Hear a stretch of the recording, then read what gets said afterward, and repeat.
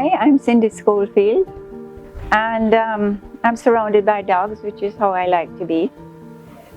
What I try to do with them is take care of the ones that I can reach, the ones who are in need that I can manage. I try and rescue, and then I try and find homes for them.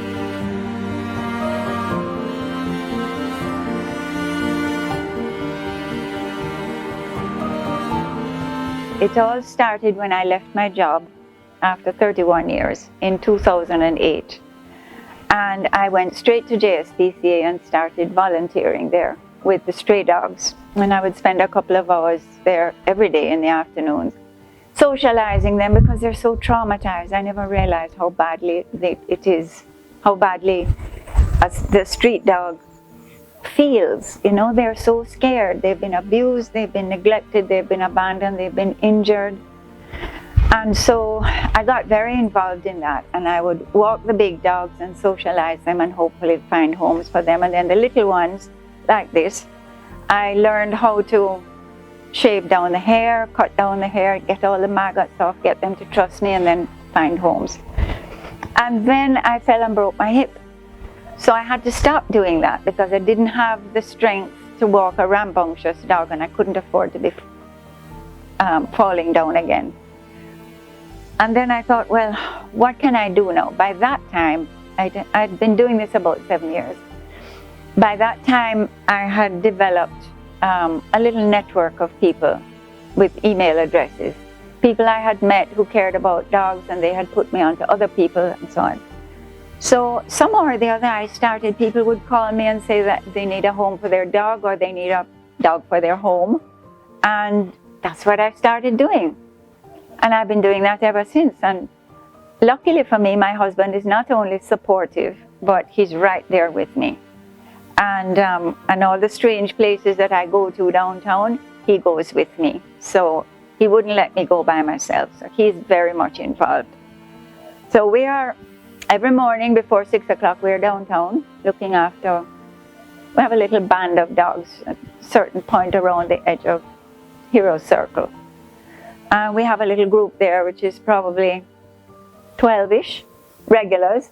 And then we have drop-ins, and some of they'll bring friends, or somebody will come in, especially when one of the dogs goes on heat. You find a whole lot of male dogs appear out of nowhere, and some of them stay. That's the other thing we try and do. So far, since last year, we have managed to spay 4 of the females. So we know that they won't have any more puppies. And I say to myself, well, can't remember the exact figures, but something like 67,000 puppies have been saved from horrible lives on the street by doing these dogs. So that's what it is. It's for me, it's a pretty full-time job. Richard, of course, is still at work, so he's juggling dog work and work. But I now find that people are coming to me and asking me if I can find a home for their cat or their turtle, or somebody will say, I want a certain kind of a dog, can you find one for me? And so I send out the advice, and sometimes I'm able to help them out. And it really feels good when I'm able to get some results, when you can see that there's a dog who really needs love and needs a family. And if you're able to find that family for them, it's the most wonderful feeling. There's a lot of heartbreak in it too, because many times it doesn't work. And the truth is, there are just too many dogs on the street and not enough good homes. Sometimes you'll find a home that doesn't turn out to be as good as you hoped it would.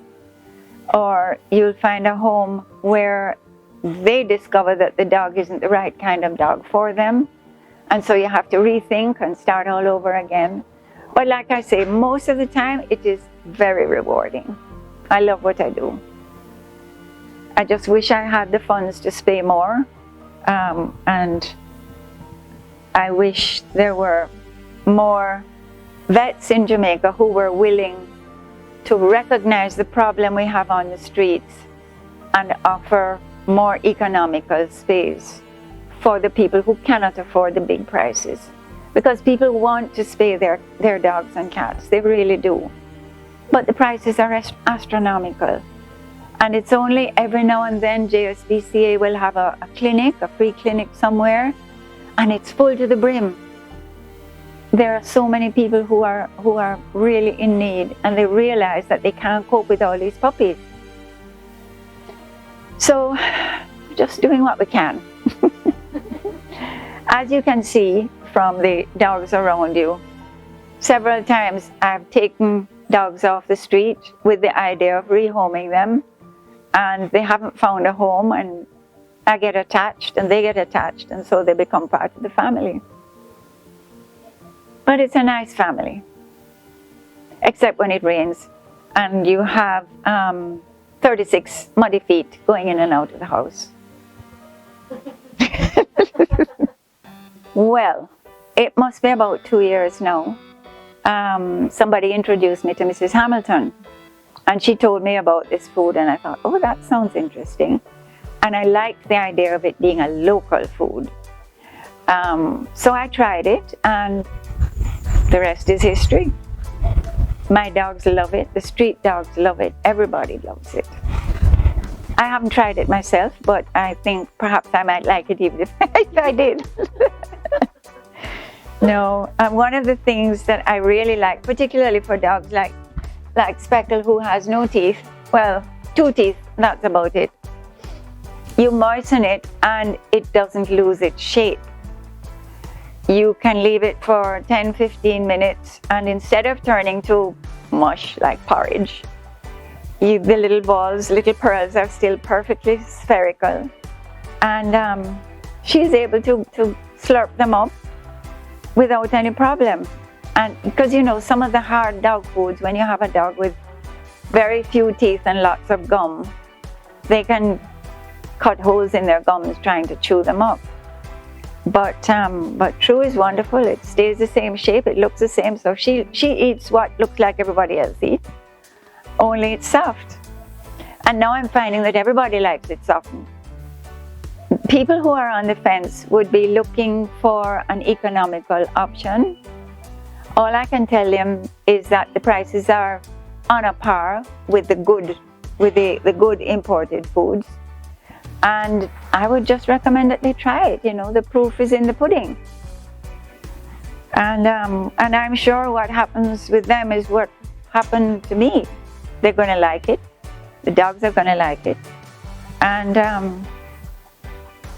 Mrs. Hamilton did tell me that at some point she was hoping that it would be made in Jamaica. I don't know when if that's still in the pipeline, but that's something to look forward to. That'll be more of